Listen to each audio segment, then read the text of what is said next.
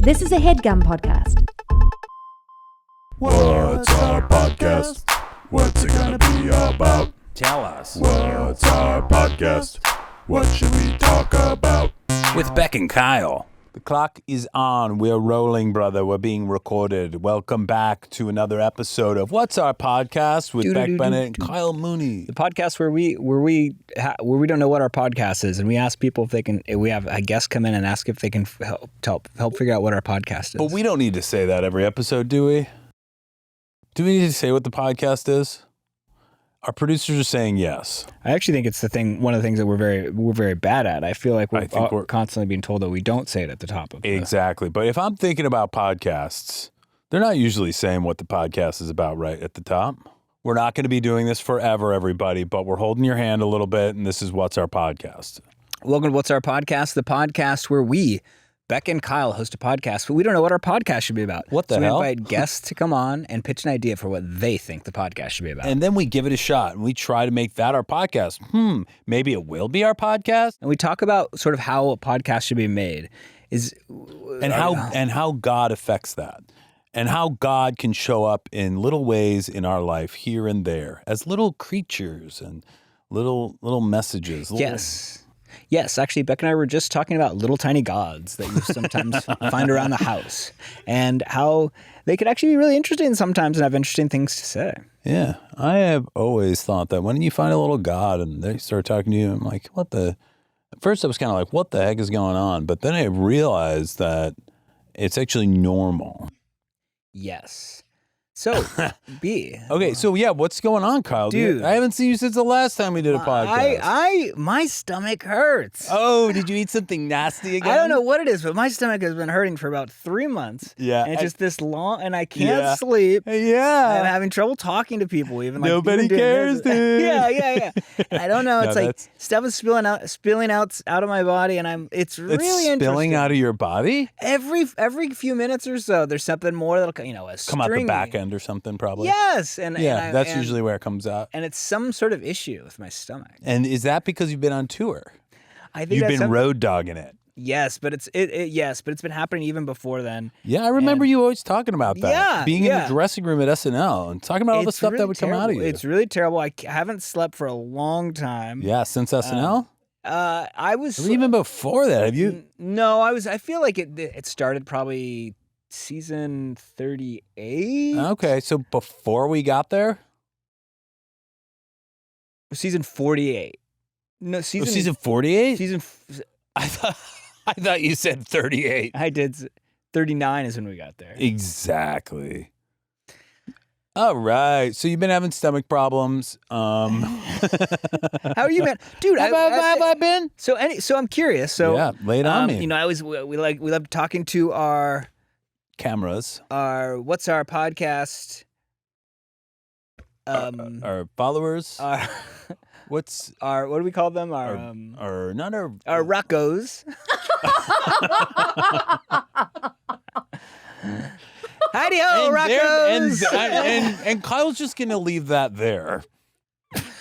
So we've been hearing a lot from our rockos about what's if you're watching this episode of the podcast, you may notice that Beck has a little wear and tear. Yeah, I've been beaten up a little bit. Let the rockos know what's going on. Oh, let the rockos know? Oh, okay. To all my rockos out there who are seeing me right now going, what the hell is going on with Beck's face? I was roughhousing with my son, 3.5 years old, and we were kind of just goofing around, and he's getting into wrestling right now, and he kind of popped up and headbutted me right here below my eye. It's okay. It was well worth it, as you know. Yeah. As you know, it's all worth it. It's so fun. It's so fun to be a daddy. Kids. Yeah. But it is very fun. He's got into wrestling. Yeah. Wow. I remember the old school wrestlers. I was just thinking back in the day about I remember, Macho Man Randy Savage. Yeah. Right. Jake the Snake. He had the snake. Yeah. A lot of old school wrestlers. Really interesting stuff. That's great, man. And do you ever do that? Are you ever dressed up? Yeah, I was never a professional wrestler. No, but I liked it all back in the day. And I remember there's that wrestler Sting who did both WWF WWF. I don't remember that and one. he did WCW. But yeah, are you ever wrestling around the house still? Or? I was never a professional wrestler. I know you weren't professional. I'm talking about amateur around the house. I will sometimes wrestle the tiny gods. Yeah. If just for fun or if I've upset them. Yeah. I hear that, brother. No, we're messing around. We have a lot. One thing about our podcast, we have a lot of fun. Sometimes you'll hear stuff that's true. Sometimes you'll hear stuff that is not true. Yeah. So it's up to you, our fellow Roccos, to try to figure it out. Decode the message. Yes, because this is every day is a mystery when you're dealing with these two guys. Yes. Yes. Funky. So Kyle's drumming. You know what that means? It's time for pelvis talk. Yeah, what's going on, man? Oh.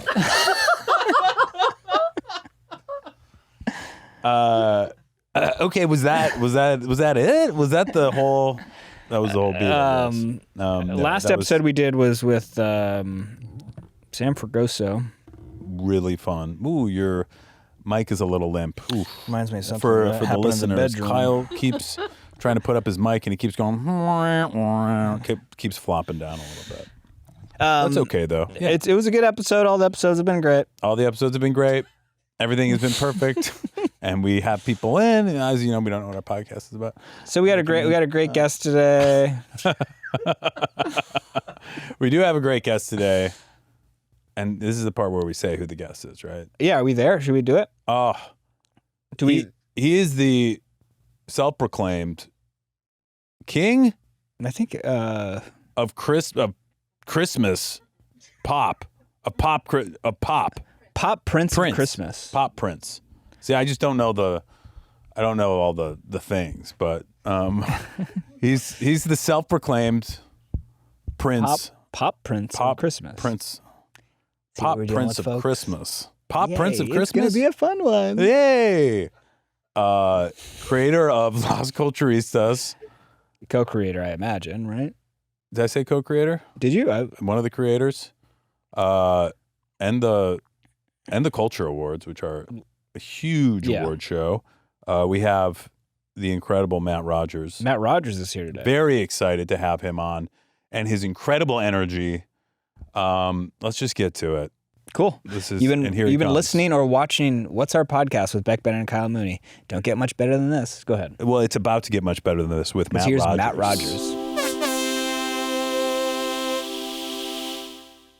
All right. You know that feeling. It's game day. You've been working hard all week. Who are you right now? I'm just me. I'm just gonna be in like a tough a tough version. You don't need to be I don't think we have to be tough versions of ourselves. Okay. So it's you've been working hard all week. That's good. Yeah. It might be smelling a little too lucky, if you know what I mean, guys and girls. Let's be honest. Regular deodorant just doesn't cut it. After a long day, these can get pretty ripe. Stinky. But here's a real game changer. Mando Deodorant Plus Sweat Control. This isn't just another cover-up. Mando's one stick, two jobs. Powerful odor and sweat control. It actually stops odor before it even starts. No more masking, just freshness. Dude, that was perfect. All right, now you go. All right. So, let's talk about some of the things we want to highlight here. Wait, I'm sorry. What voice is that?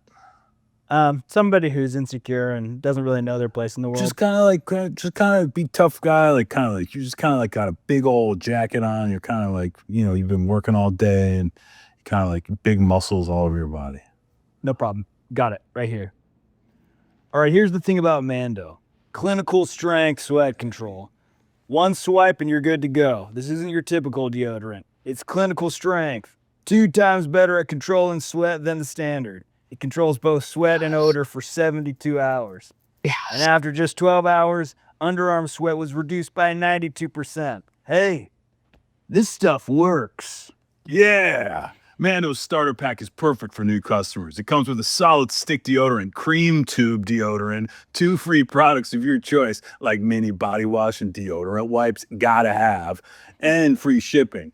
As a special offer for listeners, New customers get 20% off statewide with our exclusive code. Use Beck and Kyle at shopmando.com for 20% off site-wide plus free shipping. That's 20% off with code Beck and Kyle. SHOPMANDO.com. Please support our show and tell them we sent you. Mando's got you covered with deodorant plus sweat control. Say goodbye to sweat stains and hello to long-lasting... You got it. You finish it up. To long-lasting freshness. Hello, long-lasting freshness. Nailed it. Ruby's your son's young life. I don't know if you want to bleep that out. I apologize. Yeah. His name's Ruby. It's okay. I feel like you spelled him out as being very sort of like kind of in love with nature and soft boy vibes. bugs. Yeah. So to me, this is actually a little bit of a reveal. It is coming out. It is coming out of nowhere. Yeah. Is he stronger than you anticipated he would be? Because this is the other thing, is it's like when you realize what your kid is fucking made of. Yeah. You know what I mean? He's stronger than I realized, and he popped up. He headbutted me. Fuck. Yeah, and he was like, "See, motherfucker, I got your ass." That's what surprised me. Yeah. Yeah. No, I mean, he's not that strong. He's 3.5. Yeah. But he did start, like, he wasn't one of the maniacs in his class. Like, there were kids his age that were, like, coming But now over, he's getting stuff. influence Yeah. is the problem. Yeah. He was becoming alpha. Inspired. Yeah. I remember like when we were, are we going? Is this it? We're going. It's Fuck happening. yeah. So is that Are you okay? okay No, this is great. I love great, it. great. So when I was in middle school, like I was kind of not really, I think like I was like slow to make friends. Like gay kind of hit me, and then I got insecure, and I went like an 11-inch growth spurt. So then I made friends with the boys, like because I was quoting In middle Anchorman, school. and like ninth grade, I finally started to fit in a little bit. Yeah. And that's when I was like around like kids that were really clicking into puberty. And I remember my one friend, like just out of nowhere, would just be like, I want to fight this weekend. Like Irish kid. Like, fight with you? Like, I don't wrestle think or it like go mattered. find a fight? Just like fight with somebody. This weekend, I want to fight. That scares me. That is terrifying. specific. I don't know that I knew. I think it was an Irish Catholic Long Island thing. Yeah. Yeah. That makes sense. Oh yeah. But the thing was, like, it did come out of nowhere. Right, And it was at that point, like 8th, 9th grade, where it was like, okay, things are shifting, things are changing, the levels are leveling or not. And this, I remember we would like, it was also big binge drinking culture on Long Island, which is a terrible mix. And when did that start? Like 8th For grade? me, 9th. We're talking We're vodka. talking Georgie vodka. Remember Georgie? Georgi. Yes. The cheapest shit. Essentially rubbing alcohol. We were Popov. Yeah, Popov. I was When- getting what into would- the Captain Morgan's pineapple rum. That was a nice starter. The first thing we did, I remember, I'll never forget. We went to my friend Lorienne's house and we drank a handle of Bacardi Raz Ooh. out of little plastic cups, and it was like Bacardi Raz, like we were flying high.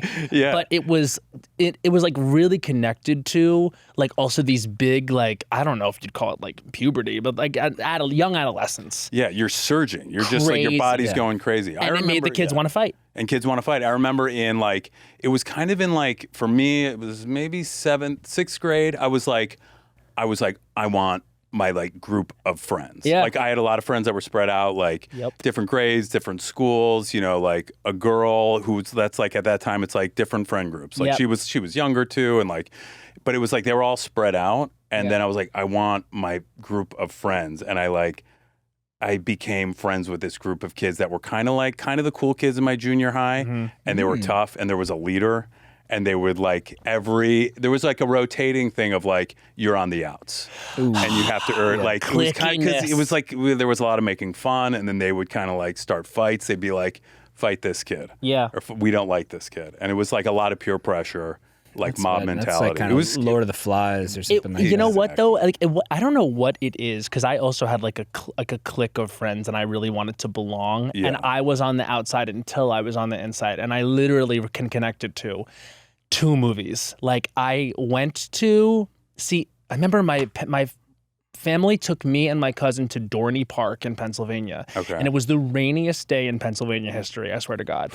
Not a good day for the park. We could not go to the parks. So we went to go see Anchorman instead, and it downloaded into my brain immediately. Those like movies you see at a certain age or whatever, like that just like sort of, I had it memorized right after. Yeah. So that for the boys Mm-hmm. and Mean Girls for the girls. It was like these like quotable Was that the same summer? 2004-ish, Yeah, yeah. 2000 something. Okay. It hit around the same time. Yeah. So it was like these two zeitgeisty senses of humor that I was able to download and therefore like sort of into both like the girl half and the guy half of this friend group. And then I was like, Wow. So you had the cash. You had like you were able to drop all the Yeah. lines, and you had the So, cachet. I think I social was cachet? code switching icon. Is what Wow. I was. That's Like, amazing. I basically was like, I was like, oh, dude, and then I was like, yeah, I'm listening. You know, Yeah. at the same time, like it's hard to do, oh, dude, and I'm listening to you. Yeah. But I But I learned. could see that you were able to pull that off. Well, by the time I graduated high school, and I don't think this is like a point of pride anymore, but I was prom king. Oh, I yes. went from no friends. I saw that. No friends. No, but no. When was no friends? Because it seemed like you were in this 7th and 8th grade. It was bleak. It was like I had like a weird sense of humor. Like I can remember things I did, and I was like, why that? So what's a classic bit? One bit I did was I just wrote the words "That's so Raven" on my piece of paper and just held it up at the front of class. That's funny. That's so I funny. thought it was That's too at so the time, funny. and everyone was just like, "What That's are you so doing?" Raven. And I was just like, "I think I'm ahead of y'all." I Yeah. think this "That's so Raven" bit I'm doing, just like advertising it. Was there one person who was like, that shit was funny. sick. I don't think so. And if they were not willing to stand up and say it. right, They were not willing to say the marketing you're doing for "That's so Raven" right now, apropos of nothing, is funny. So were you like, I want to become cool though. I want to become popular. Yeah. Do you remember any Desperately. of your bits? You're just reminding me of a bit I did in probably 7th grade, and I was on the outs with the popular. In 7th kid. grade, you were? Yeah, I feel like I was in 7th grade too. Like I was trying to get in. It's a in tough 6th grade time and then for us, 7th, like, 6th, 7th, internal weirdos, which I think the three of us Yeah. all are. Is Yes. it's like it's hard, like Yeah. because Yeah. it's like you want to be fucked up and weird, but that's when they start telling you like you can't really do it anymore because you're in elementary school and early middle school and everyone's like weird and still a kid. Yeah. And then all of a sudden And it then- is For me, it was dances. There were dances. Oop. And it was like, I don't have anybody to go with. fuck. And it was like all these people, like, what am I supposed to do? Just get dropped off Yeah. alone by my mom? I was like, it like, And sent me then spinning. then you're spun. Yeah. But what was your bit? Yeah. What was your bet? Thank you for asking. Yeah, I was gonna bring it back too. No, But he's a no. pro. He's one of the best. Yeah. Top 100 podcasts today. We do. Whoa, We actually. congratulations. Congratulations. And we need to ask you like actual, genuine questions on how to do Yeah. a decent. You guys are great. Oh no, it's like not. It's truly is just whatever. like It's it's me, my just, buddy. you know, It's we're just Yeah, gonna mess absolutely. around. We're kind just of a kinda trying to lax be loose scenario, and just, really. like, But yeah, Do you guys have a notepad? I really can about, like right on. guests bring so much of it. Yeah, it really brings in incredible energy. What was your bit? Such a non-bit, but I remember being at 7-Eleven after school. This rocks already. Yeah. This is such a good vibe already. Yeah, this is I great. love Nah, Slurpees, Matt, dude. it's not even like that. We hit up the 7-Eleven after school. We had white hen actually. Go ahead. Okay, thanks. Yeah. Thanks. So ours was kind of white hen for everybody listening. It's all good. Don't worry, it's all good. Don't worry about it. I'm really sorry, man. Did you have white hen? Did we have white hen? Yeah, we had white hen. It was kind of a 7-Eleven thing in the Midwest. But anyway, Kyle, go ahead with your bit. Well, Mario Kart was big at the time. Yeah. And we were at 7-Eleven, and they had some like kind of Mario Kart stuffies, sort of Fuck plushies. yeah. Amazing. This is getting And better. and I was with my pal Dave, who was in the carpool with me. Yeah. Beck knows as well. Absolutely. And I think I grabbed like a Wario plushie, Uh-huh. and I started doing the Wario voice. And Yeah. I was just, I was just like, that vibe. I'm a Wario, I'm going to win. Yeah. And Dave was cracking up. Yeah, he loved it. Yes, That's he loved it. fantastic. And behind me were and I don't want to name names, but some of the folks who were Mhm. really cool, and they were not feeling it. They weren't loving Wario. And then, Oh, wow. but I whatever. I was riding eyes. I'm a Wario. I'm going to win. Because it worked for Dave. Dave was loving it. was And loving Dave it. can And be then- critical, but he was loving He it. was loving it at the time. I'm pretty, and to be fair, I might have been quoting another Mario character, but I'm pretty sure that was it. Anyway, the next day or so, I think Dave told me something to the effect of like, "Yeah, I don't want. I'm going to use some fake names here. Go ahead. Okay. Well, yeah, I guess Lori and Jason just really don't like you." and he's like, and I don't get it because that Super Mario Kart bit was fucking hilarious. Yeah. But it's like, look, thinking about it right now, it's like, well, that's not a bit. It was. Wait, I think it was a bit. I think I was just doing what the character said. And did you do it once? Did you ever do it again? I guess in order to be a bit, it has to be recurring. Yeah. Right? Was it just a one-time impression? Because if you did it again, was it a landmark event? To me, a bit more would have been like, I'm a Wario and I'm gonna eat your butt. Like, yeah. You know what I mean, Yeah, there was no. Like he's doing his Wario's gonna rim me bit again. There was, There's no turn. I'm gonna eat your butt in the. See, I can't. Engaging in the reality that one of Wario's things outside of being like short evil Mario is he loves eating ass. Like that's like 7-Eleven, really. Like he lives at and we can 7-Eleven. only engage in it in the atmosphere of 7-Eleven amidst the Slurpees and like the great energy of everyone working there. Yeah, and he's putting the the slushies on the butts and eating the butts with the slushies. I don't. That would be something. I think it's okay that those folks weren't that into that because like I think it's 100%. essential. I think, but That's So Raven, I think, is good. I actually think looking back, and I've had never some good talked about this bit until literally today because I've been self-conscious about it. But then I had a bit that really worked. Okay. Yeah. So this was my other bit. Great. Whenever we'd have a substitute teacher and they were going through attendance, if anyone ever wasn't there, like for example, like Mark here, Jane here, Lorianne, I would just go, oh. And the teacher would go, what? And I would say, Lorianne passed away 4th period. Wow. She passed away. So scary, but making a 4th period, it's funny. Like some of my best early acting, like really dropped in like, oh God, this is hard. Yeah. She just passed away about three periods ago. Wow. And one time my earth science teacher goes, because it usually crushed. Right. But this day with this teacher, it did not crush. These were substitutes. These were substitutes. Yeah. This one was a sub for earth science. And she goes, that's not funny. I knew a child that died.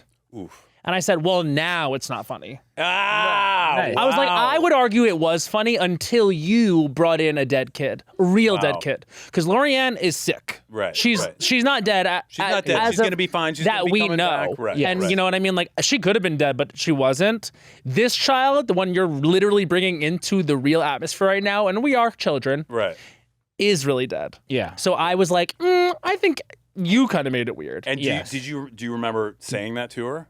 Oh, yeah. Did you get in trouble? That's incredible. I did. I was sent out of the room. But you'd already done it before. I had done it successfully You'd many scored. times before. And so like a substitute, so you're like, it was just really hard for me. they passed 4th grade. And then the other substitute teacher's like, that's fucking fun. Yeah, no, they were like, okay, I see you. That is advanced. Yeah. You know 'Cause what? it's Like, not just like being obnoxious. It is like it's a joke. It's It's a a joke. real joke. Yeah, yeah. And like, I think that it's just, it really depended on like how cool the person was with being put on their heels in that type of way. Like either you laugh and everyone laughs, or you act like, oh no, I now have to reassert my dominance in this room. But I remember the kids more than I remember the adult. I remember like when a kid would stand up to an adult, there was something incredibly dramatic and cinematic about that. Like I remember when this kid Dustin, who was like sort of a bad kid, like one day he showed up with like his shirt was torn up because I think he was roughhousing with some people, and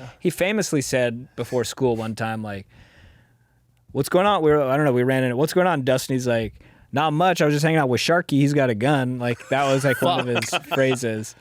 he threw it away like that too. Yeah. And we're like, "Oh, Sharky, okay." Oh yeah, Sharky. Which He's got is a like gun. kind of tight, but Yeah. but I remember he was in our one of our science classes, and he was being an asshole. Yeah. Whatever he was doing, maybe he was just like, "Shut the fuck up" or something, mid class or something. I don't know what, but he didn't say the F word though. I shouldn't make it seem more extreme than it was. Okay. And this was his real name. Dustin was his real name. Yeah. So Yeah. But yeah, a teacher got upset with him, was like, "Dustin, I think you're gonna have to leave. You're being a little too loud, and you're gonna have to go see Mrs. Washington." damn. And Dustin says, "Mrs. Washington, her old ass. I'd rather just see my girlfriend." Wow. And like Her old ass. her old ass. Period. and it's Like tore her up. there's so much. To me, there's so many funny things happening there. 'Cause, Yep. like, yes, he's saying old ass, which like to us was like that's crazy. That was cool that he just said that. Yep. But then he's also saying, "I'd rather see my girlfriend." Well, that's obvious. Miss Washington, her old ass, I'd rather see my girlfriend. Like, wow. That's really important stuff. That is very important stuff. Between that and Sharky, like that, yes, I've lived off that for, 30 years. That's huge. That's huge. I'll now, still do the bit too. Like when someone's like, where's someone? I will sometimes be like, I'll feel the spirit of me in high school being like, do it. Yeah. It's still good. It's still good. That's classic. That's timeless. Yeah. It's not rude. It's playful. It's fun. And people are like, okay, but they don't, you know what I mean? Like, it's kind of whatever now. Like, it's not going to hit as hard as it did in high school because a teen isn't saying it. It's not as shocking. Right. But the That's So Raven thing, I do think appears later in my life because I do think there's nothing funnier than, like, overt commercialization. Yes. I'll never forget me and Sudie Green. Mm-hmm. We were in college, and she had just smoked me out for the first time. I was her RA. Okay. Oh, love that. Love Sudie. Love you guys smoking weed in college. So she actually, like, I was her RA fully, and we had become friends in my sketch comedy group. And we were like, she was like, let's smoke weed. And I was like, okay. Because it was my duty. It was my day to hold the phone. So no one could rat on me because it was my job at that time to rat on people doing what we were doing. Right. I was fired as an RA a year later. Okay. Not for cool stuff. I just forgot to pick up the phone. Oh, I didn't know that was such a big deal being an RA, picking up the phone. Gotta go get the phone. Because if they can't call you, what happens when someone falls down? Right. And So then anyway, they're on the ground. They and fired can't me get for up. that. And also they said my bulletin boards were not creative enough. Oh, that is bullshit. hurt. You? That is- Were you putting in the work? That is tough. No, you weren't. You were I was phoning too it busy in. booking playing the Marquis de Sade in the punk rock musical version of Marat Sade at NYU. Congratulations, dude. That is amazing. Were you in that? No, I was in. Were you and in that? I played that same but part. that was at. I feel like they did that show when we were in college. Did they? I don't. What? Wait, what? thought Remind me maybe of the did. college? We went to USC. USC. Okay. But I do- mean, I- probably. I am curious I want to get some NYU questions and some genuine podcast. So this was why I wanted to bring up the Sudie thing was because I was an RA and then I went on a tangent about getting fired. But we're in my room smoking weed, and I was like, okay, we have to watch this show, and I was obsessed with the X Factor. I loved the X Factor. It was so good. So I loved it so much. So Sudie was one of those kids, like, when she was growing up, like, her mom was like a tough Iranian immigrant. Like, they never went to Disney World. Like, Barbies were bad, etc. Like, you know what I mean? Like, it was like that vibe. But not me. Like, it was like, we only go to Disney World. Like, why go to Europe if I can go to Epcot? That's I feel like that was kind of we were like nature and like not TV, and Kyle was in San Diego and was like Disneyland and like all these. So that was more my side of the street. Yeah. And so I remember we're watching the X Factor, and I was like, you have to see this one girl's audition. She's amazing. And Sudie was just like, this is bullshit. And I was like, what? And she goes, look at how the camera pans up her body and then cuts back to Simon Cowell, and there's 2 Pepsi cans in front of him. Like, this is just like an ad to like make money off her body, etc. And like, look at how there's not one single shot that's not Pepsi. Wow. And I was just like, oh my God. And it was like it was like when you're like deaf and put in the cochlear implant or something, like you could hear. Suddenly, I couldn't stop noticing how much we were being advertised to all the time. I was like, wow, in America. You can't actually walk in New York City. You can't actually walk around without a targeted ad coming at you in some way. Yes. Yeah. And so then I became obsessed with my sense of humor. Like, a lot of it was like making fun of like commercial stuff. You know what I mean? Just like the fact that capitalism is so aggressive, I think is funny. Like any catchphrases, anything like that, any slogans like slogans. that. Like, it's a big reason why the Culture Awards like is what it is because like I like to satirize like the whole like business of it all. Sure. Right. So like that to me is funny. So I think like there was something in me that knew marketing That's So Raven for no reason in class is funny. It was some sort of like flat circle. Yeah. Like, I really think like that's like something I was getting at way back when. No, I buy it. I used to think like, and this is candid, but like when I was coming up, well, here we go. Candid Exclusive. moment. So bring in the other cameras, bring in the other getting filter. real close. They bring it all of a sudden. It's like there's another person who comes in and he's like, Oh. he's got water balloons for some reason. Yeah. Yeah. He's got water balloons. Yeah, he's got water balloons. What the And they throw fuck? them at me because they don't want me to be emotional. They don't want you to be candid. Yeah, they're like, shut the fuck up! Like, adrenaline. But I remember like when I was coming up in comedy, that was what my sensibility was, like aired towards the more like commercial, like I'm a singer, like I like to have things really tight, etc. And then like, you know, I was like a UCB kid, etc. And then there was like this alt comedy that was happening that was like Julio and Patty Harrison and you know, I always felt like what they were doing was so much cooler and like more unique and more like auteur than what I was doing, because like I was very like in a system and wanted to be commercially successful, but I also was satirizing it and thought it was funny. Yeah. And at a certain point, like I stopped picking on myself about that and was like, no, this is the way that this is just your sensibility. It's okay that it's not like, you got a lane. You got like, when you find that lane, that's a jewel in itself. right. Yeah. And I think like that was another thing too. Like I remember like when I was in college doing sketch and then, you know, doing my indie sketch and doing all that, like it was like a death march towards SNL. For me, it was just like, that is what it will be. That is where I belong. That's what you want. That's what you're going for. And then Sudi got hired as a writer when we were 24. And she was by far the youngest person that was writing there at the time. Yeah. We knew. And all of a sudden it became this thing where, you know, the spaceship had sort of taken up my best friend.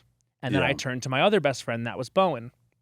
And then 3 years later, we would both screen test for it at the same time, totally irrespective of each other. We were not hired together. I just don't think they would have hired two gay guys as a duo. Impossible. No.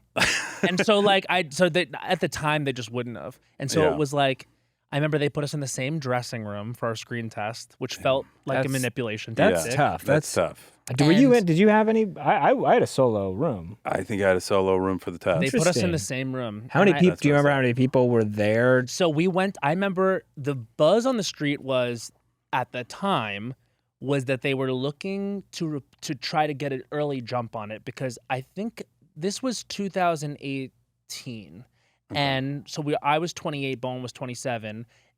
And I remember feeling like this feels right on target for when I'll get this. Like I had been prepared. I had gone to Just for Laughs. I had been like a new face, all this stuff. Can you checked all the boxes? You don't need to do this. Okay, what?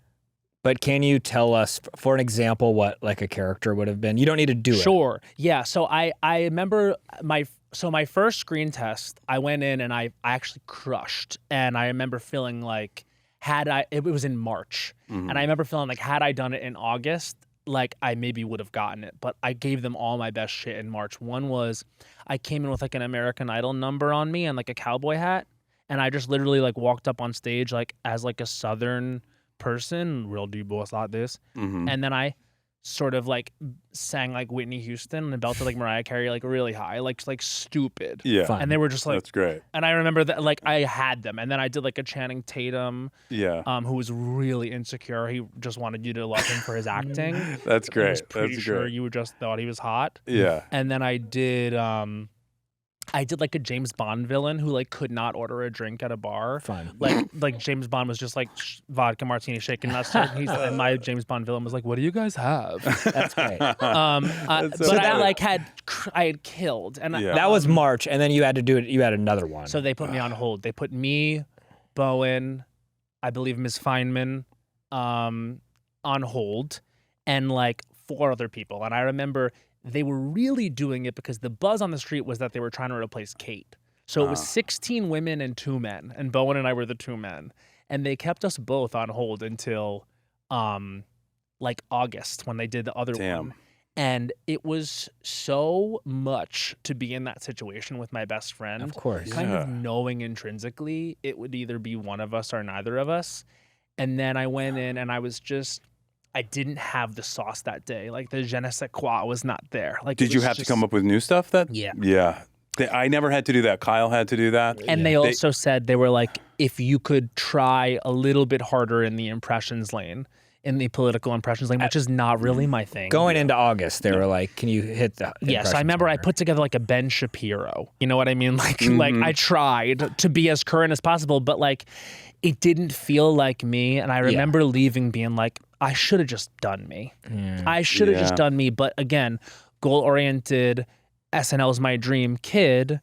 I remember like feeling like I tried too hard to do the assignment, and I should have been myself, because that's what's gotten me where I need to go every time. And it felt like I just got in my head, and I knew it didn't happen. Yeah. And then I'll never forget, everyone went out for drinks afterwards, and like Bowen got a phone call and the rest of us didn't, and that was that. Oh my and God. like that, and they didn't even put him on the cast, they put him on as a writer, because they felt that he needed more time or whatever, or they wanted to get it right, which ultimately they did. But which is also like a great intro to the show. But talk about adrenaline. Like I remember like the blood left my feet. I remember I was just like, I actually remember going up on stage the first time and being like, oh my God, you're not breathing. Don't forget to breathe. Right. And at 28, it's one thing. I think at 35, like, not that I would audition for the show now, but like,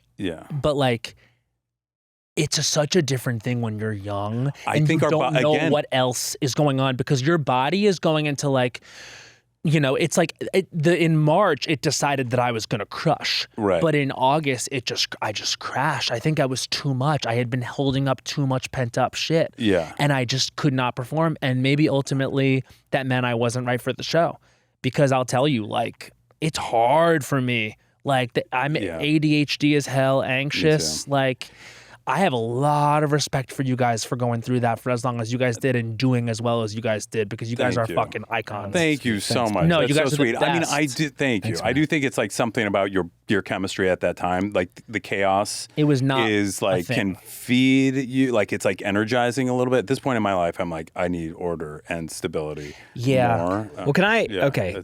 Because I feel we at some point we're gonna have to switch gears and talk about what. But I mean, here. Go ahead. You go. I was just gonna say, like, I was so excited to talk to you because of who you are, but also because I feel like you're one of the best conversationalists around, and I feel like I could go for another 2 hours. But you have to shift. Well, with that being said, I feel like there's so many things we've not been able to talk about. So may I propose a lightning round of questions here? Go. And like just go fast here. Okay. Yeah. Because I'm also anytime you guys ever ask me to hang out, I'm gonna show up.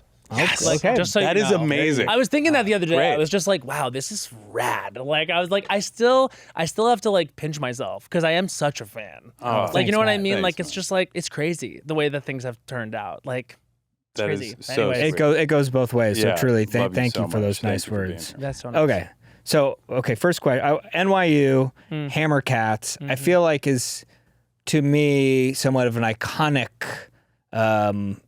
sketch group, right? Not an improv group. Sketch group. So Sketch Group was Hammer Cats, and that was the one I was in, and that's got like, you know, that Derek Comedy came out of that. Derek. Yeah. Ms. Bloom, Rachel Bloom. Yes. After me was Sudi, Jack Quaid, Stephanie Shu from Everything Ever All at Once was in Hammer Cats. Wow. So did you? So you going into college, was that something like, oh, I'm aware of this thing, or I've seen them perform, or like I want to pursue comedy? How did you get involved? So this is what happened. So, and again, this speaks to what it meant to me. So when I got to freshman year of college, I was really still closeted and from Long Island, but it felt like I was a million miles away.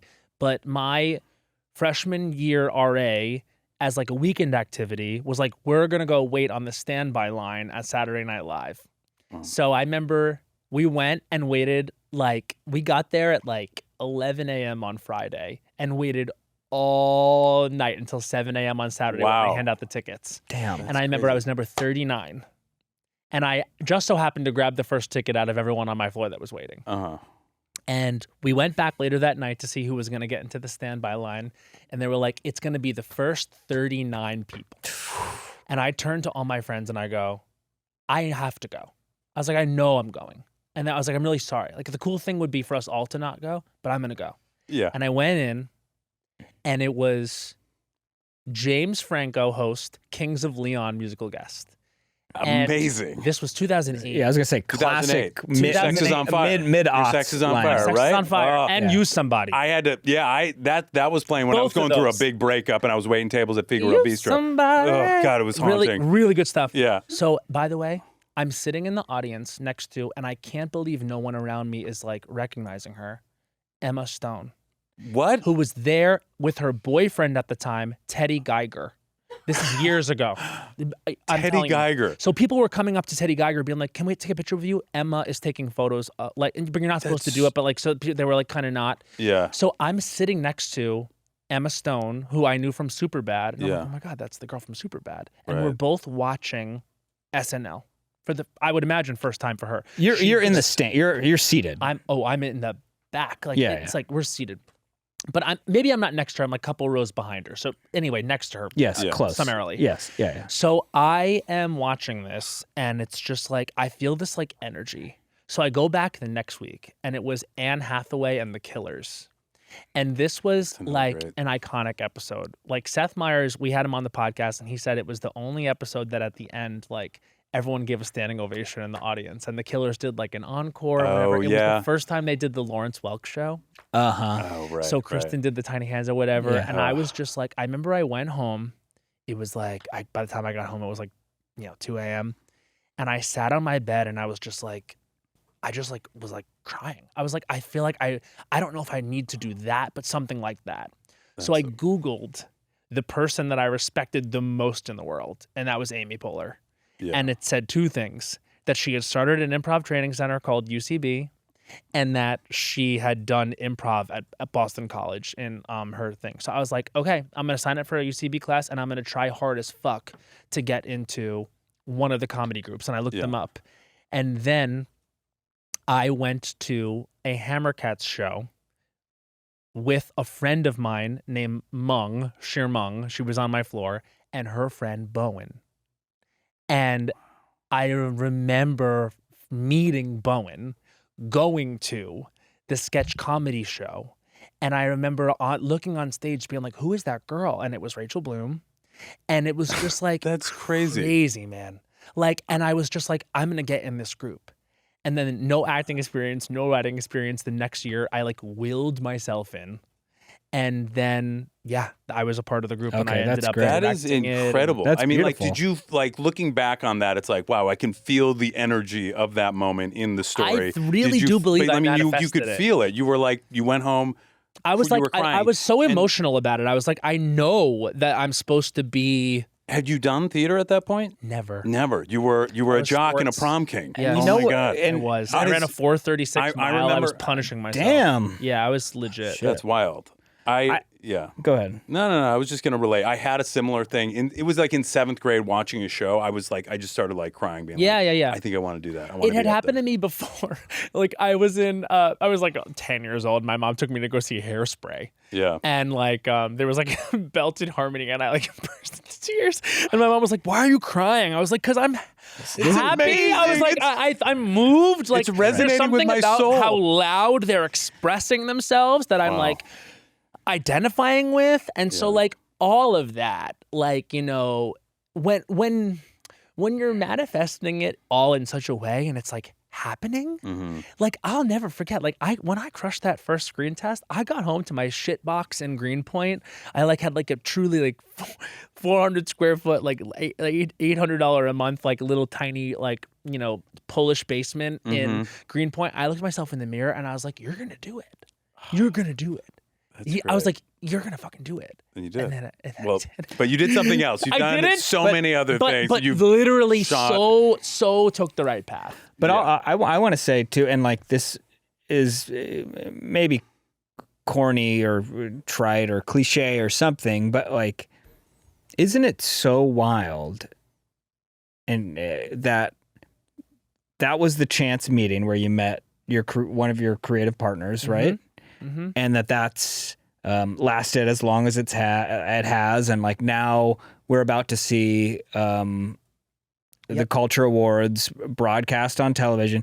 And I got to say, like, how do these things happen? Because I ended up going to USC, and Beck separately from Illinois ended going to USC, and we met each other in the workshop for the improv group, and here we are sitting here today after have working together for however many, 15 years or whatever, 20 years.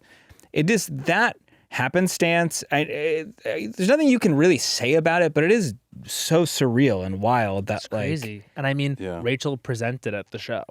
I'll never forget. Like there was something. Rachel Bloom is like this like bellwether for me. It's like, or that's not the word, but like I remember I'll never forget watching her on stage at Hammercats, and I was like, that girl's so funny. Like she's great. And then years later, Bowen and I were at his apartment, and she was nominated for a Golden Globe for Crazy Ex-Girlfriend. She had popped off because she put this music video out on YouTube called "Fuck Me, Ray Bradbury." Yes, I remember that. Yeah. Yeah, and suddenly she had like won the internet with that, and then she got this show, and then she won a Golden Globe for the show. And Bowen and I were screaming, and I was like, I turned to Bowen and I was like, is this real? Like, are the people that we thought were special really? Are they really? Like, is this a thing? Yeah. And that's also like a very positive way to react to that, which is so sweet. Because you could be like, I should be up there. You could be jealous, but you could be like, wow, I'm a part of something. I'm tapped into something really cool. To be honest with you, it was never jealousy for me. Maybe it was a little envy, but it was never because like my best friends were getting to do SNL and I wasn't. It was that I wasn't a part of it with them. Yeah. It wasn't they're doing it and not me. It's we're not doing it together. Yeah. And you know I could be mean? Contributing and yeah. Yeah, like and I remember thinking together. like I remember I would watch like the sketches that they would make and like when they would get on. Yeah. And you know, I would just remember sitting at home and watching it. Like I remember being like, I wonder what funny thing what happened when they were creating that. You know what I mean? Like I wonder like how easy it was for them to make that up. Like I remember like knowing that there are so many other moments. You're seeing this one moment on TV, but there are all these moments leading up to it. Yeah, it's like a week worth of trying stuff and making each other laugh and being like, yeah, never mind. Yeah, and I was like, they're having that experience without me, and that was what I was envious of. Yeah. Not that they were, they were succeeding or getting money or they were like whatever. It was more that I wasn't a part of the experience with them. Yes. Because at that point, I had come to value community so much, and I had come to value them so much. And it just felt like, I remember feeling like, I was like, is the universe like picking on me by having me want this so bad and then giving it to the closest people around me? Yeah. Like it felt like targeted in a way. Sure. But then I was like, then I remember SNL 50, I get a call that it's come from Lorne that he wants me to host the carpet. Yeah. And I was just like, my trauma was like reignited. I was like, it's a trick. Yeah. I was like, there's no way. Well, to continue with the lightning round here. And I promise you I am capable of a lightning round. Hey, this is favorite Christmas song. Oh shit. I guess I love your Christmas special, by the way. You do? I'm assuming that means you also love traditional, like Christmas generally. Oh, is that accurate? I can't believe you guys watched it. That's amazing. Yeah. I love Christmas music. Like, Mariah Carey was like my number one. Like, I always like grew up like she was like. It's so funny because people are like, who is your comedic inspiration? And I'm like, Mariah, because how funny it is, her whole thing. Mm-hmm. Like, I just think she's so funny, and like I'll never forget. Like, I was watching an interview with her around Christmas, and the interviewer was just like flat out like, so you really hacked the mainframe, huh? Like, you just like make money every year. And Mariah was like, period. Like, yeah, that's what it is. And I was like, that is so funny to me, talking about the commercialization again. Like the playing Christmas into brand. It. Yes, yeah. And so I put a show up at the Duplex, which was Matt Rogers, Have You Heard of Christmas? And It's such a good title. Thank you. So funny. The whole bit was like, this is my Christmas album. And the bit was that it didn't exist. But I actually did write songs and worked on my singing. And my boyfriend at the time, Henry Kapersky, was an virtuosic piano player, and like I was just living with someone that I could create with. That's great. So we went and did this, and then it grew every year to the point where I actually did put out an album. But my favorite Christmas song is probably All I Want for Christmas Is You. Classic. Yeah. I just want to put this out there right now. There's a chance that I might write a Christmas song sometime in the future, and I just want us to be cool. It's fine. Oh, I got one on my. I got two on my phone right now. Okay, actually. Listen. Can I say the space is? There's room. There's room. We can all make music. There's so much room for music. So I called myself the Prince of Christmas. I've done that for years. And last year, Jimmy Fallon started saying he was the King of Christmas. In a direct I don't competition. think so. He's coming for you. I don't think he knew I existed until like last year. Sure. But like, but even that, like he came up on the SNL 50 carpet and was like, Matt, what's up, man? Doing this whole thing, and I'm like, oh my God, it's Jimmy Fallon. Like, but yeah, he's the king of Christmas. He's the king of Christmas. All right. Well, so you guys can be like in the court. Oh, I don't need to. I'm down to just be one of the. Okay. I love one of the jesters. Pieces of One of the pieces of shit. I'm down to be one of the pieces the of biggest shit. piece of shit of Christmas. or whatever. It's a royal That's your title. idea, brother. Or if it's a Hell yeah, fun dude. kid who opens presents. I don't know. Whatever. It is. Yeah. Okay. I think that's a great Whichever Christmas it is. plan for you. Yeah, piece of shit Yeah, or yeah. kid. I think you singing a Christmas song about fucking opening gifts and all the mess that happens. Oh yes. Actually, yes. no. One of the songs I've written does talk a little bit about sort of the Christmas garbage. the wrapping paper that adorns. Yeah. There's There's so many things about Christmas. Like it's kind of like one of those worlds where it's like you'll never run out of comedic. Yeah. Well, it's also ideas. like, and everybody wants to revisit it every year. You know what I mean? That's the thing. Nice It's not that going anywhere. Yes. And it's also kind of always changing. Like Christmas now, and like it means something totally because now different. Santa's got all the gadgets. Like back in the day, it was actually pure magic. Yeah. Now he's like Elon Musk. Yeah, exactly. Well, that's the Exactly. thing. He's got It's a like, Tesla. Once you start asking questions about Santa, that's when you get your sketches and your songs because there's so many. Like my whole thing was, how does he fit all the gifts in the bag? Yes. And my answer to that was he lubes up the gifts. So why does Santa have all the lube? Yes. That's a song. That's a and I've been song. singing it since 2017. Period. And Period. That's it. and we stan it. I love it. I love that Stan is kind of Santa, but mixing around. Yeah. Okay. we You ever think about that one? we stand Santa. They didn't think about that behind the keys. No, over they there. haven't been Okay. thinking about I that guess at this is all. my last lightning round question. Okay.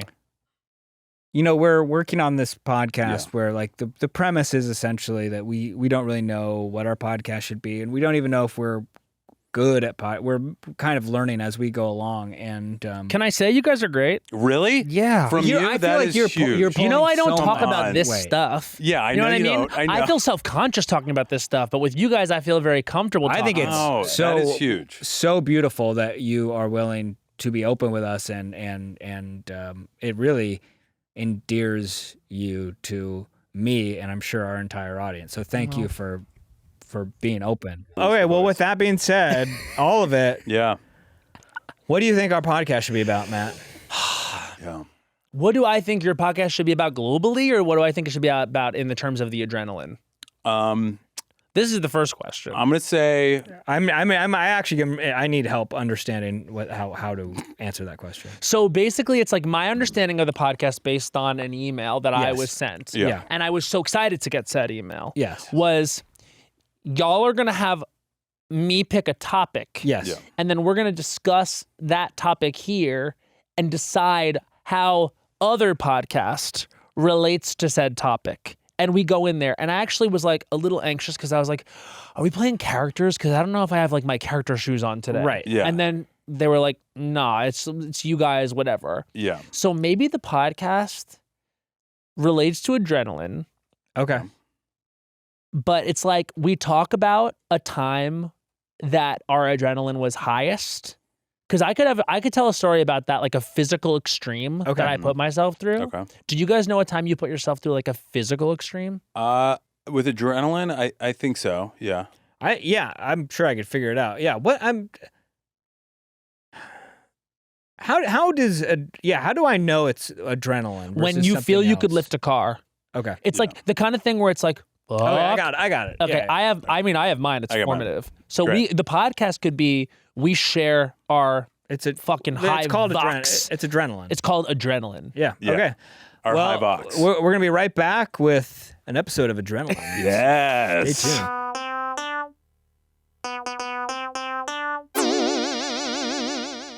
Hey, B. Yo, When life gets busy, meal prep usually falls off the list. I hear that, dude.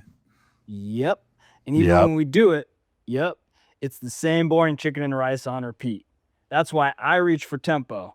Balanced, fresh meals that are actually good for you, taste great, and are ready in minutes. No skipping meals, no sad takeout, no endless prep. That is amazing to me.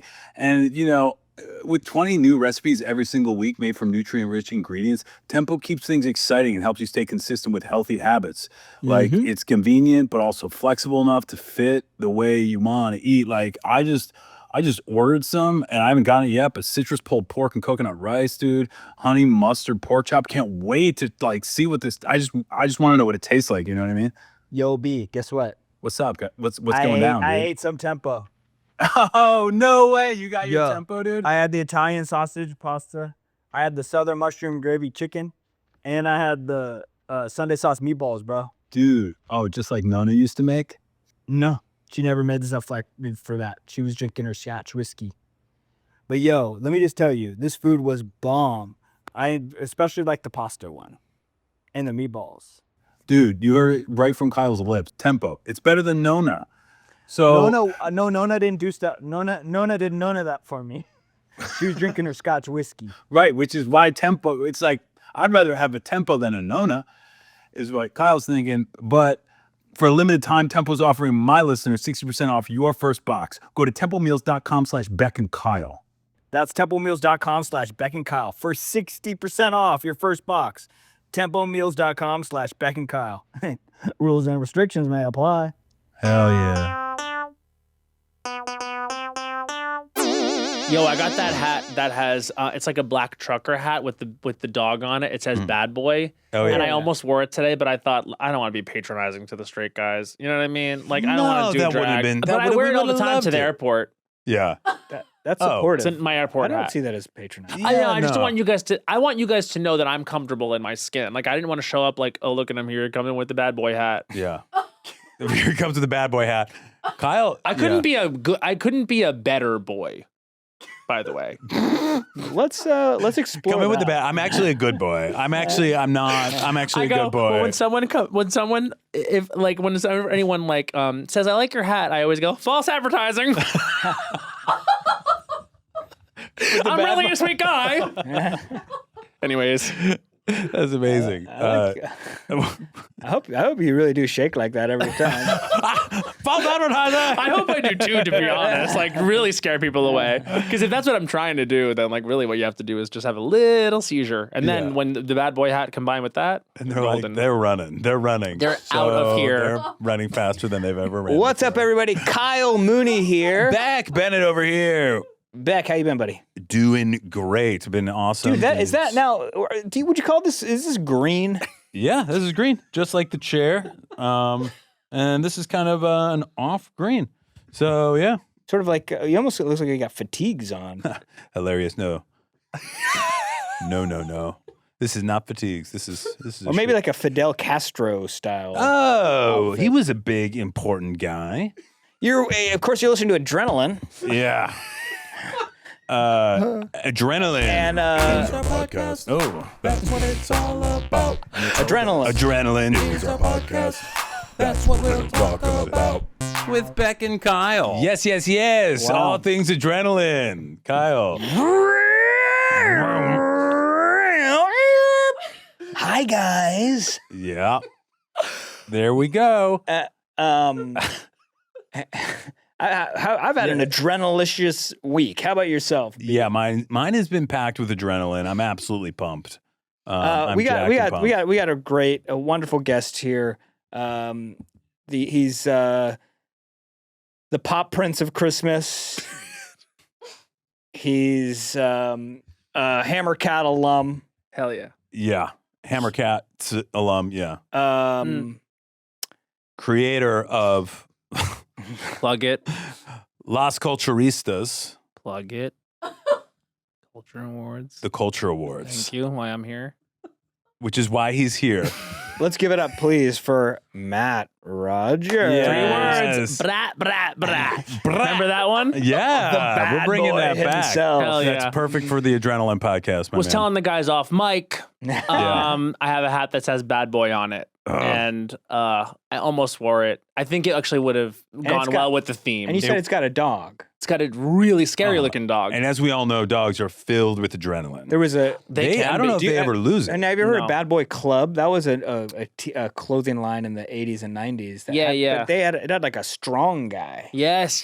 Bad Boys, the movie franchise. Yes. Total 10s of films. Yeah. Yes. Yeah, really good. I love the first one. Just like, Yeah. And that the whole 2 hours, which is what I love. high octane guys shooting. Dude. Yeah. Explosion. Welcome to adrenaline. Yeah. What's the most violent movie you guys love? The most violent movie I love. Ugh. Love. Hey, let's see. There's got to be one. I know. I'm thinking. Does violence appeal to you in movies? Yeah, but yeah. No, I'm not like looking for violence. Are you looking for violence?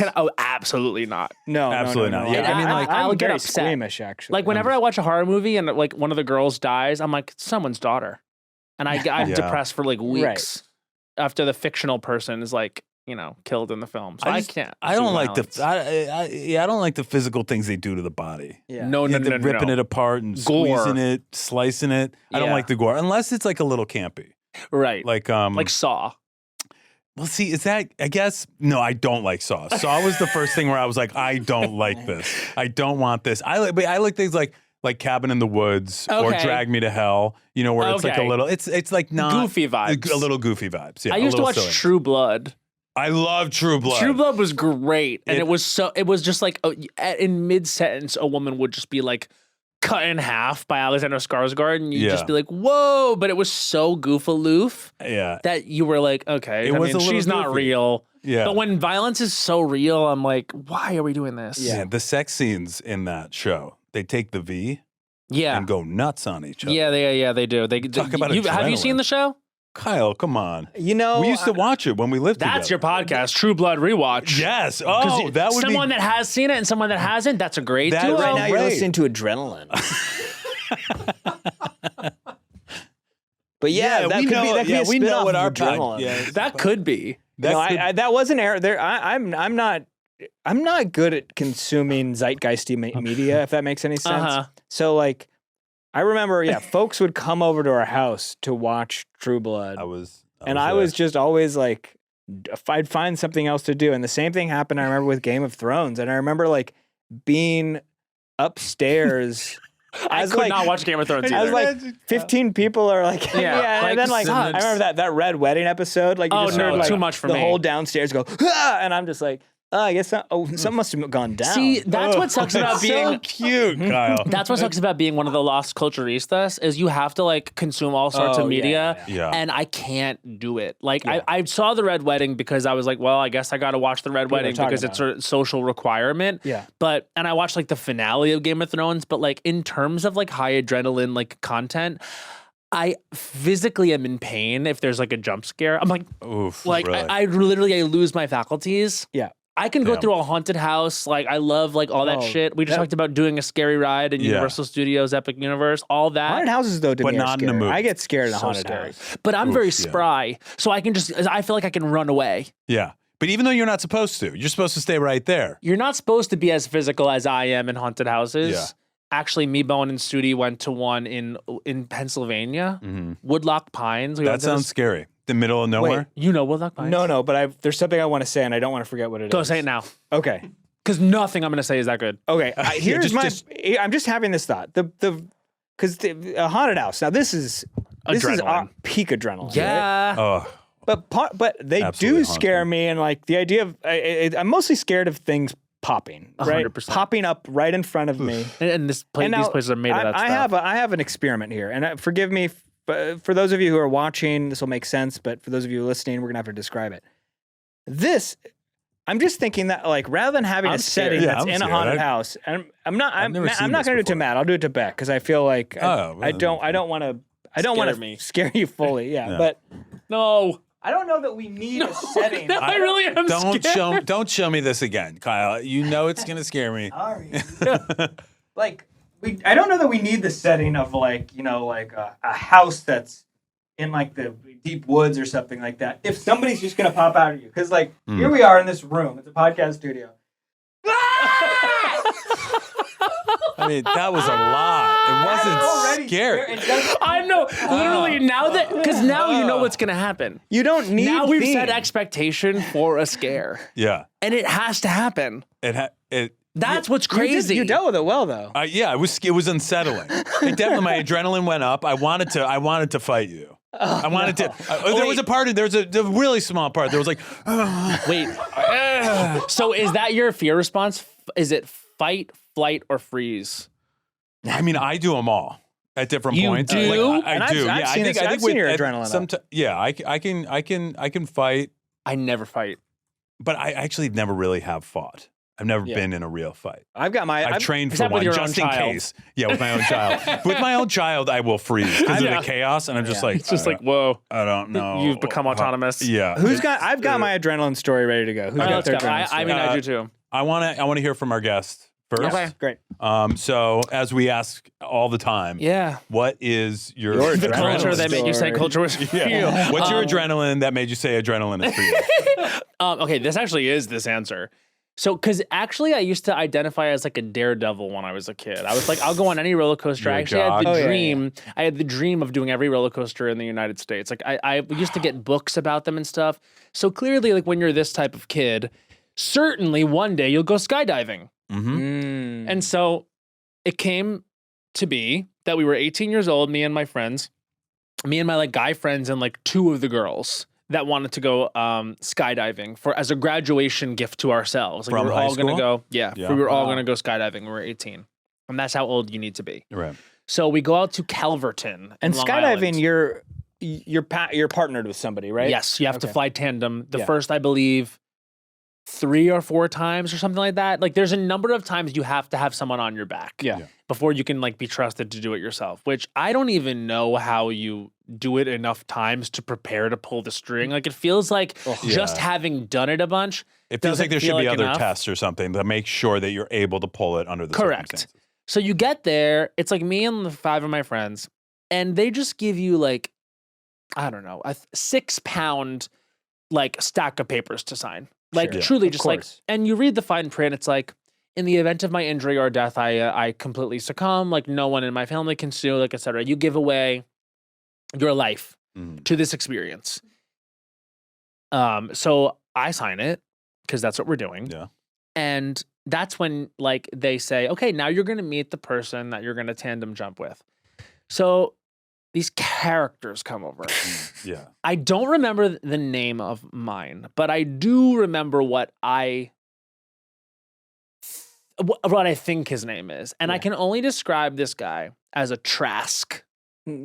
I believe his name was Trask. I believe It wasn't, Trask. but it was. He had shaved head, but the spikes. The whatchamacallit? What do you call it? Like Like a mohawk, mohawk but with spikes. spikes. Like That's like jumping out of a plane like with a- that? What are we talking See, about? and That's here's the like a thing. bad guy from the Ninja Turtles. bad boy vibes. Yeah, Yeah. literally, like very that's Ninja rock- Turtles rock villain, and steady. he's the Yeah. one that's paired with me. And I'm like, okay. So he's like, ready to fucking rock. And like, I'm just like, holy That's not fuck. the Like, I'm energy. like, Trask. Trask. Sorry. Trask, not his name. But like, this is what he is to me. Yeah. So I go, so how many times do you do this? He goes, 16 times a day, Damn. which to me means his brain is like scrambled eggs. Yeah. Sure. So we're all getting partnered with our person, and like you're putting the harness on, and like you're getting, you get attached to the back, and then you go up in like a tiny plane, and that's when I realized like I don't even like flying. Like at this point, like why am I doing this? And every part of me is saying, don't do it, don't do it, don't do it. My parents came to watch because I guess they were the only parents that came. I guess they were like, I mean, if our kid's gonna die, Then at least might as let's well be watch there. it happen. You know what I mean? Like, Yeah. be there. So I guess I'm grateful. Yeah. So then they go up They're we go up in the plane, and the way that you are like released from the plane is you sit. Have either of you done this? I have. You sit on the side of the window. You sit. They open the door and Yeah. you sit with your legs Your legs dangling, dangle. 13,000 feet. Who So did you go- When did you do it? I remember. when I you did when with did you like do it? Chris Lowell. It was like my junior year, going into my senior year of Of college. I college, had just okay. gotten back Chris from Lowell, like of Yes, actor fame. yeah. Dude, were you friends with Brian and Nick? I was freshman year roommates with Chris Lowell, Oh, that's so and then funny. he was friends with those guys. I lost the thing. We lost the Headgum box. It's that time again. The box fell. The box fell. This is a Headgum podcast. The box fell. But yeah, he was my freshman year roommate. I got to know them through Chris. So you guys went together? Yes, yeah. He was like, "We're going skydiving." That's like what Okay, he but we does. Anyway, interrupted. yeah. I'm just So- trying to. I just First, wanted to. no, there's no interrupting in podcasting. Yeah. It's real culture number Yes, 8. I love that. Okay. Yeah. Know that. Yeah. And if anyone tells you you're interrupting, no, that's just your conversation style. It's okay. That's what I like to tell my wife. Well, Beck. What? Is that? Does it not apply? Dude. Yo, dude.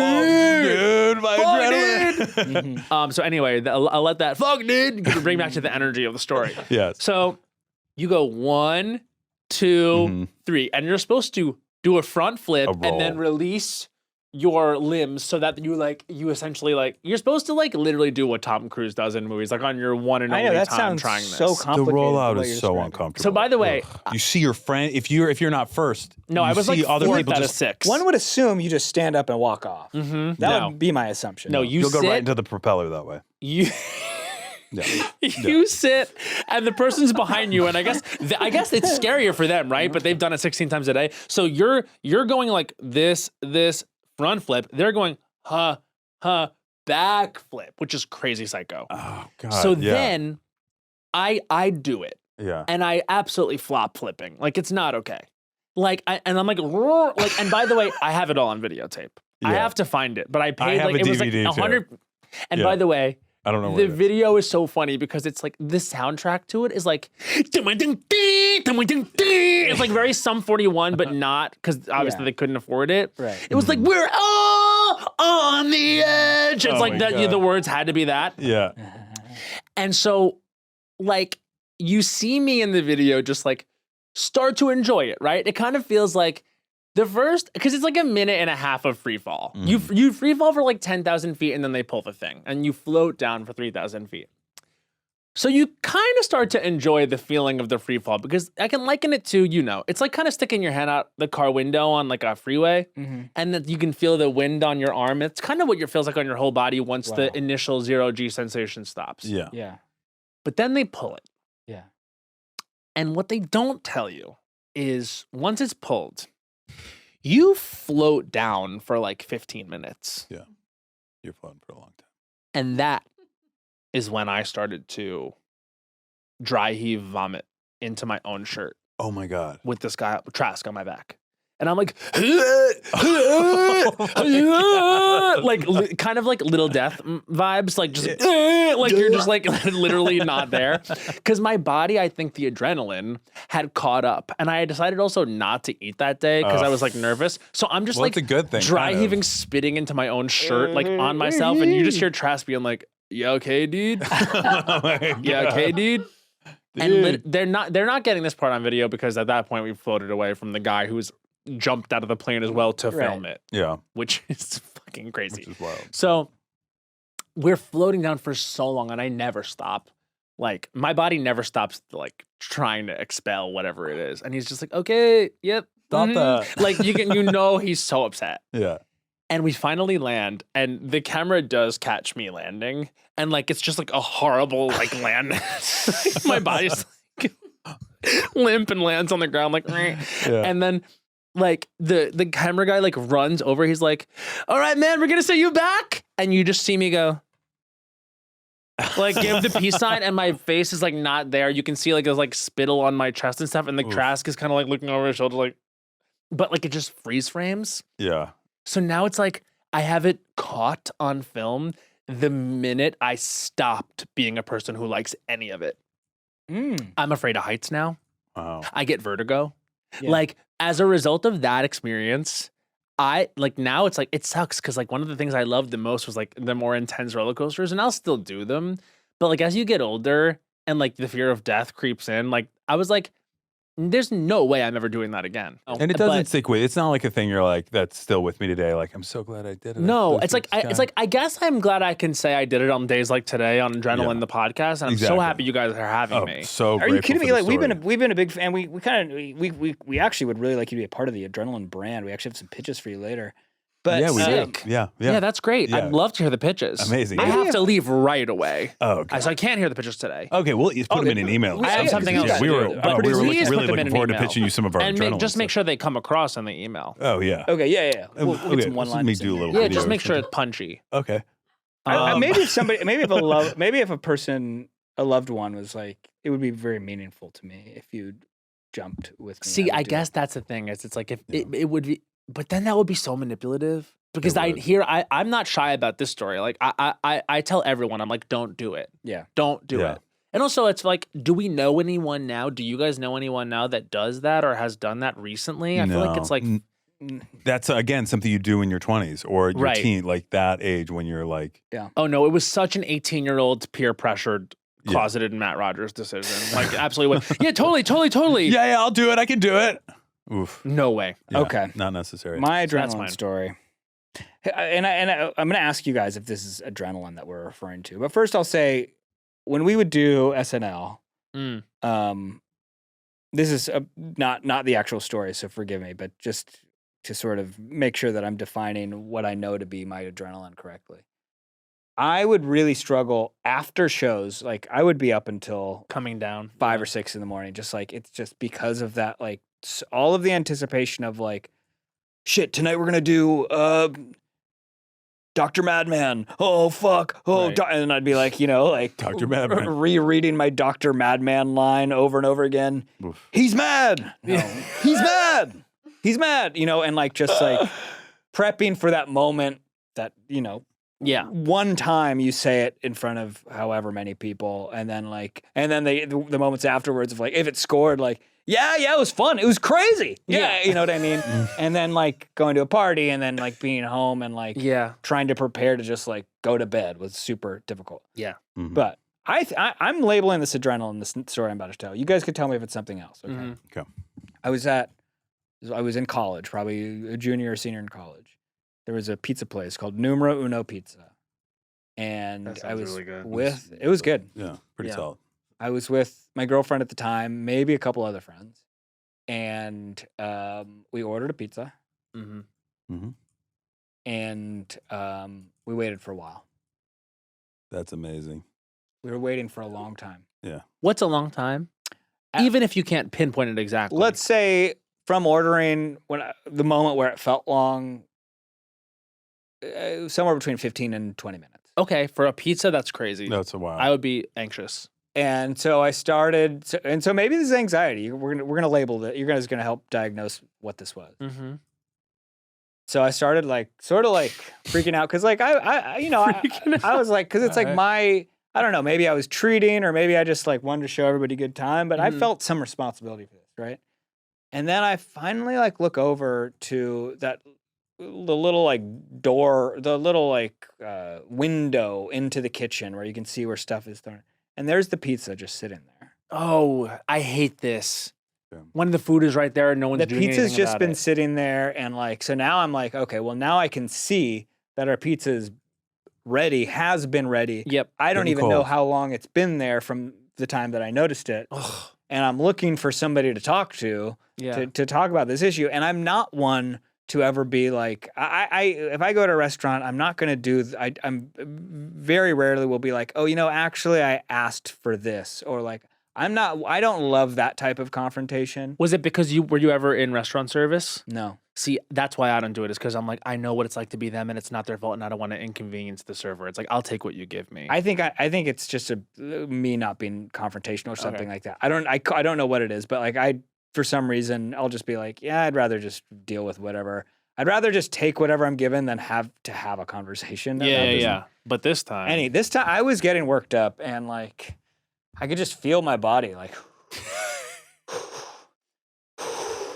I'm gonna have to say something about this pizza. I'm gonna have to say something about this pizza. And my girlfriend's there, and I got to make sure everybody's taken care of. I'm gonna have to say something about the pizza.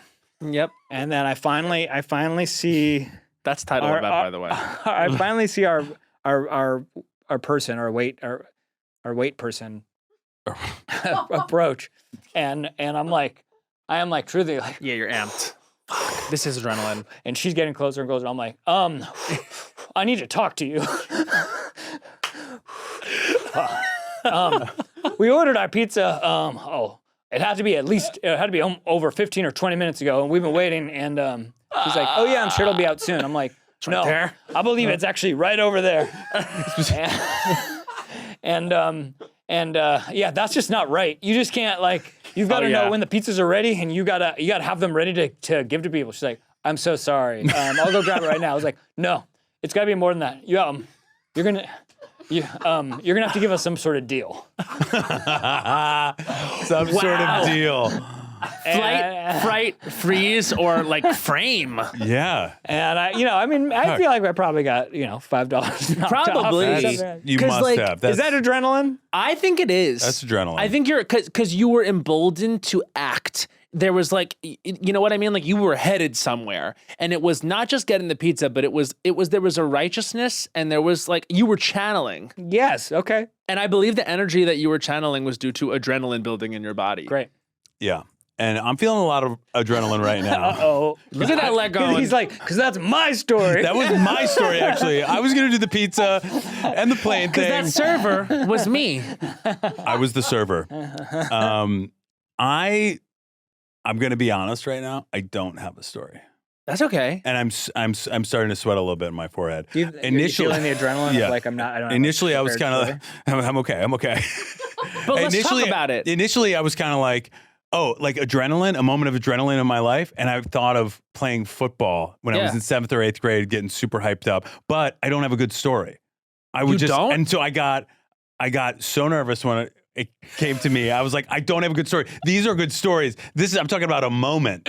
So I'm just Talk about what it felt like to play football. I want to hear what you guys would say before we played. Go. We gotta do that. Well, Can you go do that? I would What imagine. the fuck is 10 hut? What is I don't that? even know. My dad was a varsity football coach. I'll never figure out 10 hut. And they said 10 hut, right? 10 Girl, hut. I mean, at least in the movies and films. the movies and the film. Two different things. Yeah. Sit. I think I don't remember any of that. What's the name? What's the one with Denzel Washington? Remember the Titans. That's a movie. That's a movie. No, that's a film. That's a film. Varsity Blues is a movie. Yeah. Okay. Yes. This is a rule of culture. Yeah. Number 40. So let's see. So I would basically, I always said it was like my first like acting experience because I would imagine the other team beating up my younger brother. Whoa. Or like being mean to him or messing with him. And I would get so amped up. And I also would like went through puberty in like a night in like 7th grade. Yeah. So I was like this size in 7th grade. Really? And so I was like in 7th, 8th grade. Yeah. So I was very good. And I was just like, You dominated. I dominated. And I would just get so amped up. But I was also scared. you'd have to like call upon the fear that your brother would be killed. Yeah. Yeah. Yeah. Or Because I beat was up. also nervous about what people like. I remember when I started playing, I got hit in a way where I like, it hurt. It sucked. And so I was scared and I used that anger to overcome the fear of the adrenaline. You know what I mean? That fear. And that just like, I just remember feeling so jacked up and insane. And like just knowing that there's like a little bit of guilt too in knowing that you had to think about and use like the threat of violence towards like someone you care about. Have you ever done that for acting? Ever what? Just like I remember like, cause I'm sort of bordering on like, sometimes I will get to play emotional stuff mhm. and it frustrates me. My adrenaline will go when I can't get there. Yeah. And it feels cheap, but sometimes I'm like, all right, they killed your mom. They killed your mom. They killed your mom. And then later it's like, dude, why did you do that? Yeah. That's your mom. You can't do that. You have to do anything for the part. That's so true. Even kill your mom. In your head. In your head. In your head. No, I don't know if I felt a little guilt because I actually You have to. there's a moment with my son that got me emotional. Yeah. And so I used that for some things. Oh. And I was like, I kind of felt guilty, like using that. I you know what I know. mean? And not just like letting it sit. But just a little guilty. Not guilty enough to stop me from doing it. Yeah. Because like you said, you do what you need to do. Now, where do you find? No, this is not adrenaline conversation. But I am curious. Where do you fall on tear sticks? Oh, I'm all about them. Oh, okay. So If you need, because especially if the scene is like they are sobbing, you know what I mean. Versus like if there's a moment that you're having where you're just in the moment and tears come, that's great and it's supposed to be emotional. But if it is saying like we need to see sobbing, then it's like that's my thing is like if it's in the script, I want to emotionally prepare. So the first series regular I ever booked was I Love That For You, which was Vanessa's You're show. great. Love that show. Thank you. Yeah. And that justice for that show. That show was great. Yeah, and so funny. I love Vanessa. But I remember, and Sudi wrote on that show as well. And I got a script, and it said that my character Darcy was inconsolably sobbing, and so I'm like, adrenaline. I'm actually get a little bit excited because I'm gonna get to do this. Like they trust me with this, Yeah. and then it becomes a thing of there's an expectation, Right. and then I get called back to, the goal-oriented, like kid who beats himself up emotionally and kicks his own ass, like, and so I came to work that day being like, you know what I mean, like, and I remember I got there ready to do it, and the setup was so far away, and I was just like, but I'm ready to like rip. Yeah. And then it's like you block it and you're kind of there, and then you're ready to shoot it and it's so far away, and all of a sudden it's not happening. It's not, yeah. And they kept saying to me like, you could use the tear stick. We can blow air into your eyes, like, etc. I was like, no, I don't need it. I am good enough to do it. The point of pride, yeah. And then out of being so frustrated, and I think all the energy building up, I was able to get there a little bit. Yeah. But after that day, I was like, just blow the fucking, it's wind in my ear. Like, just give me the tear stick. It's whatever. Yeah, because if you can get, like, for me, using a tear stick has also gotten rid of that feeling of like, of the ego or whatever of like, can I do it? Yeah. Are you going to be able to do it? Because I can do it by myself, or like rehersing with somebody. Acting in the mirror. I'm Meryl Streep. Oh, incredible. Meryl Streep. But then, that focus, I'm like, having that and having like the ability to turn it on kind of releases it. No, that's where the training is valuable, and I don't have that. Yeah. I agree with both of you. I feel like I've done it once, like I got to get there. I got to get there. And I did it. And now knowing like, okay, I did it. Now I just want to be able to like float. Do you know what I mean? Yeah. Like, I don't want to have to fucking. And also it's like you have to get it. You know what I mean? It's like, that's another thing is it's like, and now knowing what we know about like just making your day, it's like, just give me the fucking tear stick. I'm not going to be the asshole that's like, that's slowing everything down. I haven't gotten it yet. It's like, no, bitch. Like, there's 3 other scenes. Like, you're number 6 on the call sheet. Like, who cares? Just give them the product that they want. Just, and then also make it real. Make it real. It doesn't need to be a real experience for you. Correct. It's for, if they like it, then it's good. It's not, you're not like, they're not asking you to like create the tear so it falls out of your eye like Demi Moore and Ghost. Yeah. It's great if you can. Yeah. And then also the thing is like that you mentioned the training. Like there's no training that can help you deal with the pressure of everybody watching you and having to cry and pull up that emotional to access that. Well, but then at NYU where I went, like there was like the Strasberg studio, and it was like the whole first year was them like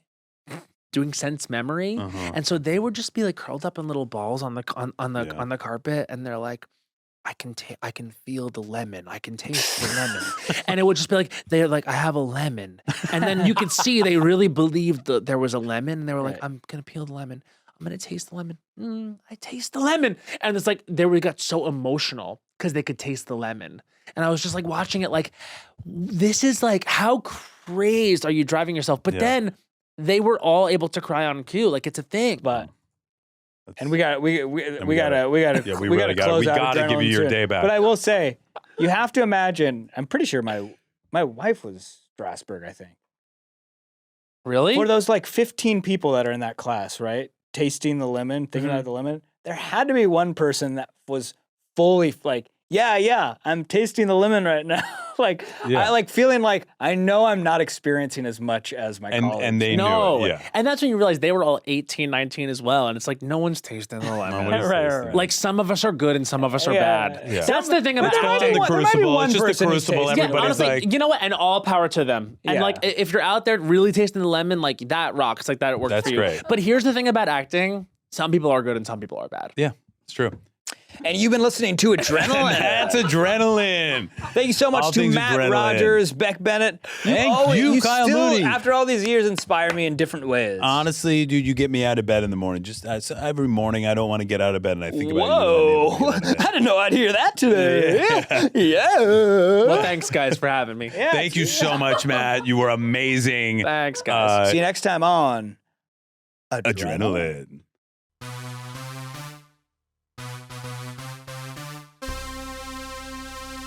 Well, Matt, this has been so long. I've not gotten to spend this much time with you, so No, I I feel was excited very about it. fortunate. This So is thank you amazing. so much for being here. Like I said, I mean, you guys rock.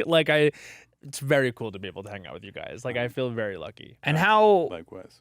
do we see the Culture Awards? Well, you can see it one of two ways. You could, actually three, because I'm sure there's going to be lots of clips online and on the Absolutely. TikTok. And this is the way the kids are consuming it. And that's something I have to be comfortable with. You're right. Even though I prefer everyone watch it as a whole. That would be nice. You know what I mean? but- Like Tarantino, I'd like you to watch this on film. Right. In which case At the you can- Vista. Did you shoot it on film? 75 million. Yeah, it was a $70 million comedy special That disguised is as an so award show. cool. That's really cool. But no, you can watch it on Bravo on August 5th, but this is coming out well after that. Yeah. So you can stream it on Peacock. stream it on You Peacock. can stream it on Peacock right the fuck now. Great. I cannot wait. Yeah, it's That's really, so exciting. It's exactly Bowen and I if we got to play like a Hollywood puzzle.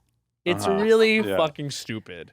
And that was another thing, as I was watching the edit and I was watching it in its totality, and I'm like, wow, like this is so dumb. Thank God. Great. What a good reminder to not take yourself too seriously, because like Yeah.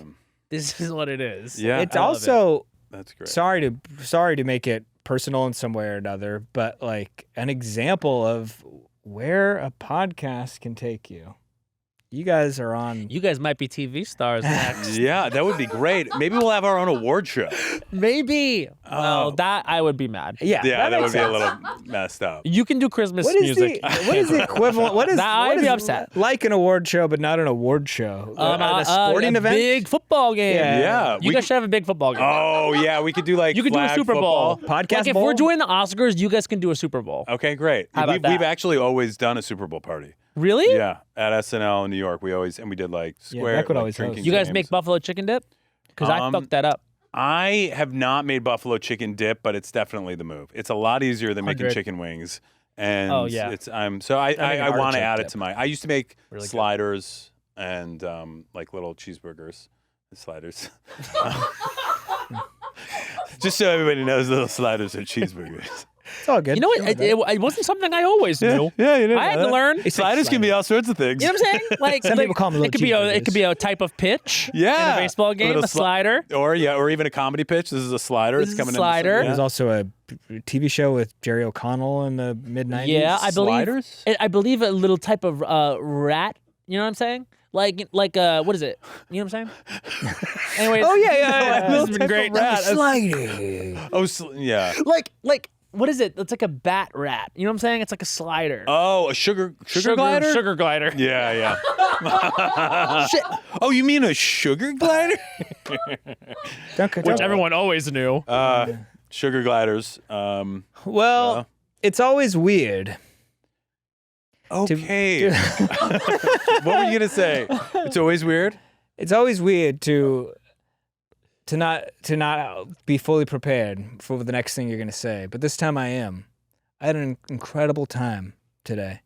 And whether we're talking about sugar gliders or we're talking about sliders, it's always good. Hope you have a great time. And thank you, Matt. And thank you for adrenaline. And also thank you for just a good time.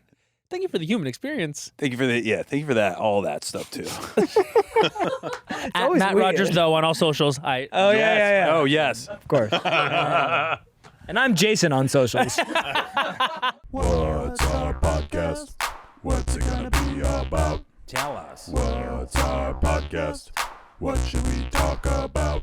With Beck and Kyle. That was a Headgum podcast.